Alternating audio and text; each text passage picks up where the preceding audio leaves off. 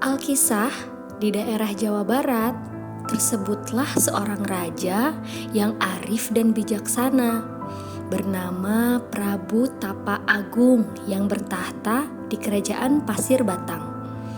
Sang Prabu mempunyai 7 orang putri yang semuanya cantik jelita. Mereka adalah Purbararang, Purbadewata, Purba Endah, Purba Kancana, Purba Manik, dan si bungsu Purbasari. Dari ke-7 putri sang Prabu, 5 diantaranya telah menikah dan menjadi permaisuri di kerajaan lain. Kini tinggal Purbararang dan Purbasari yang belum menikah. Namun putri Purbararang sudah mempunyai tunangan yang gagah dan tampan, bernama Raden Indrajaya, putra salah seorang menteri kerajaan. Dalam beberapa hari terakhir, Prabu Tapa Agung terlihat sering duduk termenung seorang diri di atas singgasananya. Sepertinya ada suatu masalah besar yang membebani pikirannya. Melihat sikap sang Prabu tersebut, sang permaisuri berusaha menghibur dan membujuknya. Kanda, sudah beberapa hari ini Dinda lihat Kanda begitu murung. Kenapa? Barangkali ada yang bisa Dinda bantu untuk Kanda. Begini Dinda, aku sudah tidak muda lagi dan aku sudah tidak bisa melaksanakan tugasku sebagai seorang raja. Kanda berniat untuk turun tahta Dinda, tapi Kanda bingung. Bingung kenapa Kanda? Bingung untuk memilih antara 2 pilihan, antara Purbararang atau Purbasari yang akan menggantikan tahtaku. Menurut hukum adat, yang harusnya menggantikan posisiku di kerajaan ini adalah Purbararang, sebab dia putri kita yang tertua. Tapi Dinda, Purbararang itu sering sekali memutuskan sesuatu tanpa berpikir akibatnya. Dia juga sombong, angkuh, dan licik. Aku akan sangat senang jika Purbasari yang menggantikan kedudukanku, karena dia seorang putri yang baik, bijaksana, dan arif. Dengan pertimbangan tersebut, maka sang Prabu dan permaisurinya memutuskan untuk memilih Purbasari menjadi ratu. Mendengar kabar tersebut, Putri Purbararang pun menolaknya. Ia sangat menyesal atas keputusan ayahandanya, karena merasa dialah yang lebih berhak untuk menjadi ratu. Kabar buruk itu kemudian ia sampaikan kepada tunangannya, Raden Indrajaya. Kanda, ayahandaku tidak adil. Dia lebih memilih Purbasari untuk menjadikannya ratu daripada aku. Padahal kan Dinda putri tertua. Ini tidak bisa dibiarkan, Dinda. Mestinya Dinda lah yang menjadi ratu. Apa yang harus kita lakukan? Kanda Dinda, bagaimana kalau kita memikirkan adikku itu? Setelah bermusyawarah, akhirnya Putri Purbararang dan tunangannya memutuskan untuk mendatangi seorang dukun sakti yang bernama Nyi Ronde. Mereka akan meminta bantuan dukun itu agar menyihir Putri Purbasari. Nyi Ronde pun mengabulkan permintaan mereka. Beberapa hari kemudian, istana Pasir Batang menjadi gempar. Tiba-tiba, Putri Purbasari terserang penyakit aneh. Seluruh tubuhnya terasa sangat gatal dan dipenuhi bintik-bintik hitam. Betapa terkejutnya sang Prabu melihat keadaan putri kesayangannya itu. Sudah beberapa tabib istana dipanggil untuk mengobatinya, namun tak seorang pun yang berhasil menyembuhkannya. Sementara itu, Putri Purbararang tidak mau menyia-nyiakan kesempatan itu. Ia pun menghasut ayahandanya agar Putri Purbasari diasingkan ke tempat yang jauh. Ayah, Mungkin ini semua adalah akibat karena kita tidak mengikuti hukum adat yang ada. Para leluhur kita akan marah. Atau mungkin sebentar lagi kita juga yang akan terkutukan kerajaan kita ya. Prabu Tapa Agung pun termakan hasutan putrinya. Akhirnya dengan berat hati ia memutuskan untuk mengasingkan putri bungsunya ke hutan agar kerajaan terbebas dari kutukan. Putri Purbasari pun menyadari keadaannya dan menerima keputusan itu dengan lapang dada. Keesokan harinya, sang Prabu menyuruh patihnya yang bernama Uwak Batara Lengser untuk mengantar Putri Purbasari ke hutan. Setelah membuatkan sebuah pondok untuk Putri Purbasari di hutan, patih yang baik hati itu memberi nasihat kepada sang putri untuk menenangkan hatinya. Tuan Putri, semoga Tuan Putri selalu tabah, sabar menghadapi semua cobaan ini. Semoga Tuhan selalu melindungi Tuan Putri dimanapun Tuan Putri berada. Nanti Paman akan datang ke sini untuk mengirimkan makanan dan minuman untuk Tuan Putri. Terima kasih Paman. Nasihat Paman membuat hati Putri menjadi tenang. Sejak itu, Putri Purbasari tinggal seorang diri di tengah hutan. Untuk menghibur dirinya, setiap pagi ia berjalan-jalan di sekitar pondoknya untuk melihat-lihat pemandangan dan bersenda gurau bersama hewan-hewan yang ada di sekitarnya. Tak heran jika dalam waktu beberapa hari saja ia sudah mempunyai banyak teman. Hewan-hewan tersebut sangat baik kepadanya. Mereka sering membantu sang putri untuk mencari buah-buahan di hutan. Pada suatu hari, ketika sang putri sedang bersenda gurau bersama hewan-hewan di sekitar pondoknya, tiba-tiba ada sepasang mata yang sedang memperhatikannya tanpa disadarinya. Rupanya, dia adalah seekor lutung. Beberapa saat kemudian, lutung itu menghampirinya. Alangkah terkejutnya sang putri ketika melihat lutung yang berwajah seram itu tiba-tiba berdiri di depannya. Jangan ganggu aku. Jangan takut Tuan Putri, aku tidak akan mengganggumu. Siapa kamu? Dan dari mana kamu? Aku Guru Minda, putra Sunan Ambu dari Kayangan. Aku telah berbuat kesalahan sehingga dibuang ke bumi dalam wujud seperti ini dan kesasar di hutan ini. Pada saat malam bulan purnama, secara diam-diam, Lutung Kasarung pergi ke suatu tempat yang sangat sepi untuk bersemedi. Dalam semedinya, ia memohon kepada Tuhan Yang Maha Kuasa agar menyembuhkan penyakit Putri Purbasari. Beberapa saat kemudian, doa Lutung Kasarung pun dikabulkan.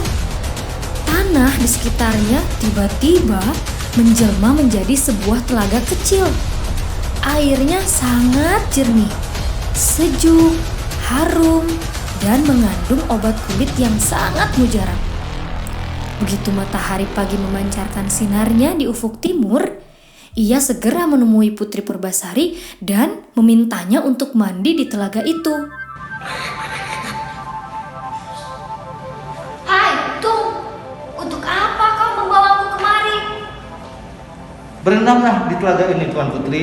Niscaya penyakit putih akan sembuh karena telaga ini telah mengandung obat yang mujarab. Tanpa ragu, Putri Purbasari langsung menceburkan diri ke dalam telaga itu. Sungguh ajaib sekali. Tak lama setelah berendam di telaga itu, seluruh bintik-bintik hitam di kulitnya langsung hilang tanpa meninggalkan bekas sedikit pun. Kulitnya kembali bersih, halus, dan menjadi cantik seperti semula. Ia sangat heran bercampur gembira mengalami peristiwa ajaib itu. Ya ampun, Tuan Putri, cantik sekali. Tuan Putri sudah sembuh dari kutukan itu. Wah, Sang Prabu sepertinya akan bahagia mendengar berita ini. Ayo kita pulang sekarang Tuan Putri. Ayo. Paman, baiklah. Aku akan ikut pulang ke kerajaan. Tapi dengan satu syarat. Syaratnya adalah aku harus membawa Lutung ke kerajaan. Karena berkat dialah aku sembuh dari penyakitku.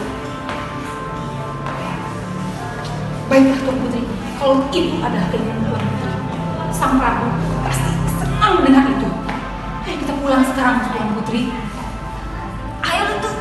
Akhirnya, Putri Purbasari bersama Patih Uwak Batara Lengser dan Lutung Kasarung kembali ke istana. Setibanya di istana, mereka disambut gembira oleh seluruh keluarga istana kecuali Putri Purbararang dan Raden Indrajaya karena merasa posisi mereka terancam. Menyadari keadaan itu, ia pun membujuk ayahandanya agar mengadakan sayembara. Ampun, Ayahanda, ampun. Nanda hanya keberatan, Ayah. Nanda tidak mau jika Purbasari yang menjadi ratu, Ayah. Bagaimana kalau kita mengadakan sayembara? Siapa yang menang itu akan menjadi ratu dan yang kalah akan mendapat hukuman. Baiklah, kalau itu keinginanmu Purbararang, akan aku turuti. Pada hari yang telah ditentukan, seluruh rakyat Pasir Batang telah berkumpul di halaman istana ingin menyaksikan sayembara tersebut. Tak berapa lama kemudian, kedua putri Prabu Tapa Agung tersebut memasuki arena lomba. Perlombaan pertama adalah lomba memasak. Yang dinilai dalam lomba ini adalah masakan siapa yang paling cepat disajikan dan lezat rasanya, maka dialah pemenangnya. Ketika semua bahan-bahan dan perlengkapan memasak telah disiapkan, wasit pun memukul gong sebagai tanda perlombaan dimulai. Putri Purbararang pun segera meracik bumbu-bumbu yang telah disediakan dengan lincahnya. Ia dibantu oleh puluhan pelayan istana. Sedangkan Putri Purbasari hanya ditemani oleh Lutung Kasarung. Dalam waktu tidak beberapa lama, Putri Purbararang hampir menyelesaikan masakannya. Putri Purbasari pun mulai panik. Melihat hal itu, Lutung Kasarung segera mengeluarkan kesaktiannya. Ia segera memanggil para bidadari di kayangan agar turun ke bumi untuk membantu Purbasari tanpa diketahui oleh seorang pun.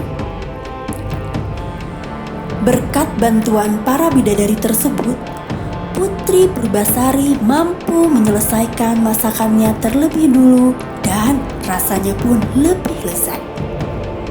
Ia pun dinyatakan sebagai pemenang dalam lomba memasak tersebut.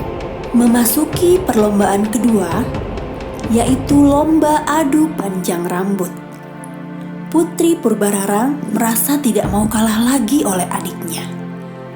Dengan penuh percaya diri, ia segera melepas sanggulnya. Rambutnya yang hitam dan lebat pun terurai hingga ke pertengahan betisnya. Purbasari, ayo lepaskan sanggulmu. Kali ini aku tidak akan kalah darimu.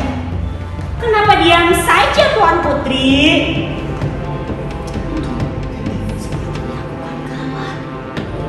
Tenang Tuan Putri, aku akan memanggil bidadari dari kayangan dan akan menjangkung rambutmu.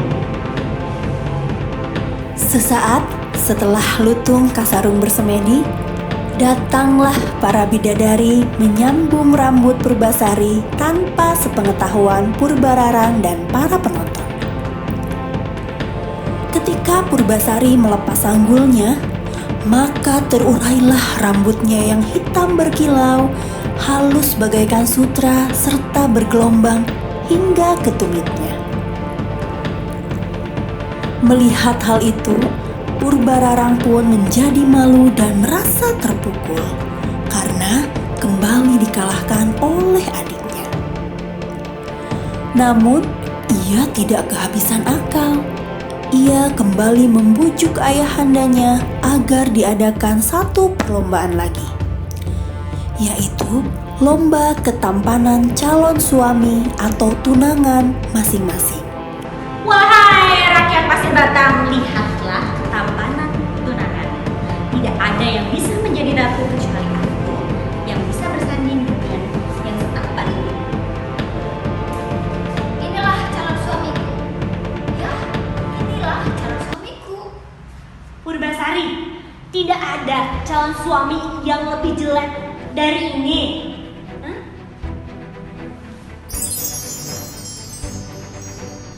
Mendengar ejekan itu, Lutung Kasarong pun menjadi tersinggung dan marah. Ia tidak terima Putri Purbasari dipandang rendah seperti itu. Maka, dengan kesaktiannya, ia segera memohon kepada Tuhan Yang Maha Kuasa agar wujudnya dikembalikan seperti semula. Seketika itu pula, Lutung Kasarong pun berubah menjadi guru Minda yang sangat tampan dan gagah. Semua yang hadir terperangah dan terpesona melihat ketampanannya. Akhirnya, Putri Purbasari memenangkan sayembara tersebut dan berhak menduduki tahta kerajaan. Sementara Putri Purbararang dan tunangannya harus menerima hukuman pancung atas kekalahan mereka. Namun, Putri Purbasari adalah seorang putri yang pemaaf. Ia tidak menghukum kakak kandungnya sendiri.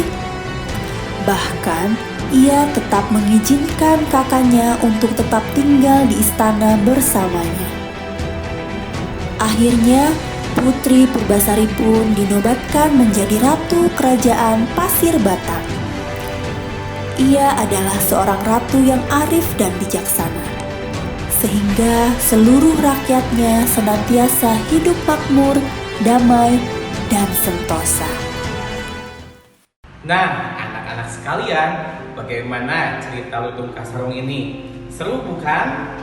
Nah, dari kisah Lutung Kasarong tadi, kita bisa mengambil banyak sekali pelajaran. Kita urai satu persatu ya. Yang pertama, kita tidak boleh memiliki sifat iri dengki.